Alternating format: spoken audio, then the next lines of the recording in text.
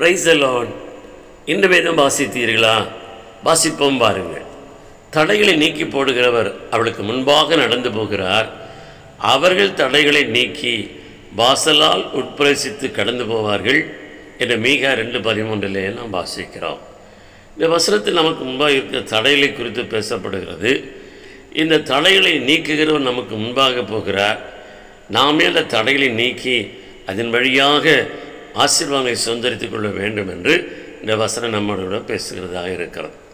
2 விதமான தடைகள். ஒன்று, நமக்கு நாமே உண்டு பண்ணிக்கொள்கிற தடைகள் உண்டு. தேவன் நமக்கு அனுமதிக்கிற தடையும் உண்டு.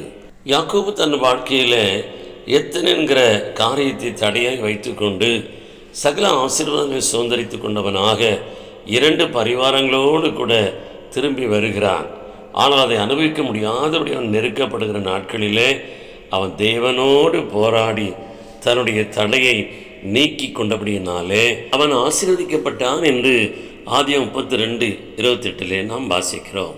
ஆபிரகாம் தேவனிடத்தில் சகல ஆசீர்வாதங்களை பெற்றிருந்தும் பிள்ளை பாக்கியம் அவனுக்கு தடையாகவே இருந்தது. அதுவரை விசுவாசித்தவன் தன் விசுவாசத்திலே சோர்ந்து போனவனாக, ஆண்டவரே எனக்கு என்ன தருவீர் என்று கேட்டான்.